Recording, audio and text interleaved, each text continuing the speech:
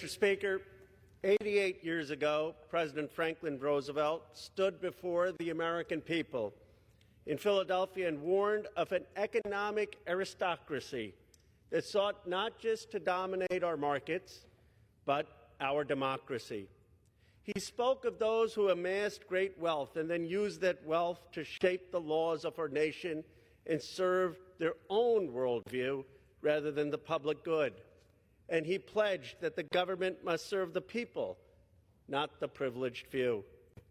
That same challenge exists today, but now it is billionaires themselves taking over our government. They bankroll the campaigns, install their loyalists, and want to control government so they can make the rules. They push for deep cuts to public education, including eliminating funding for decent schools in working-class neighborhoods, to fund massive tax breaks for the investor class that we cannot afford. They fight to deregulate social media platforms to grow the market value of companies in my district, just as the railroad barons of the past fought against every piece of regulation to protect their profits. They move fast and break things, treating our government like their own personal experiment, blind to the millions of Americans who rely on their services. And why? Because they believe they're entitled to rule. See, they see themselves as an aristocracy of talent, a select few whose wealth and success make them the rightful decision makers for the rest of us. In their eyes, business entrepreneurs, hedge fund managers, and tech tycoons are the engines of America's prosperity, while working families are expected to accept whatever scrapes trickle down. They believe that democracy should cater to their vision, their profits, and their power, no matter what the cost to society. They even refuse to accept what separates human beings from God, mortality itself. We must ask ourselves, will we allow a handful of powerful interests to dictate the future of our economy, our jobs, and our democracy? Or will we reclaim the promise of an America where anyone who works hard can thrive?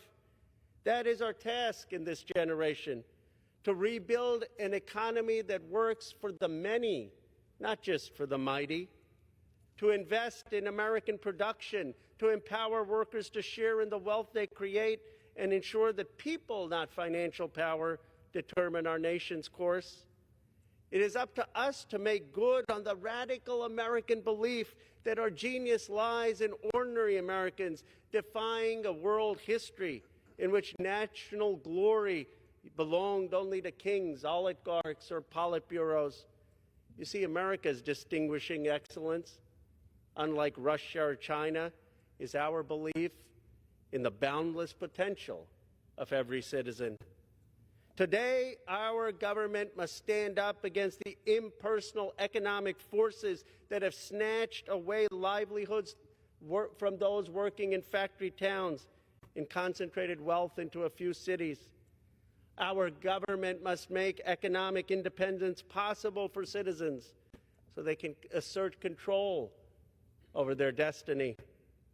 Just as Franklin Delano Roosevelt stood up to the economic royalists of his time, we must stand up today to the unholy alliance of wealth and power, not out of resentment, but out of resolve, not to punish wealth, but to ensure that prosperity is built by and for the people who make this country run. That is our mission. This is our moment. Let us make sure that we meet it and together believe in the American people again.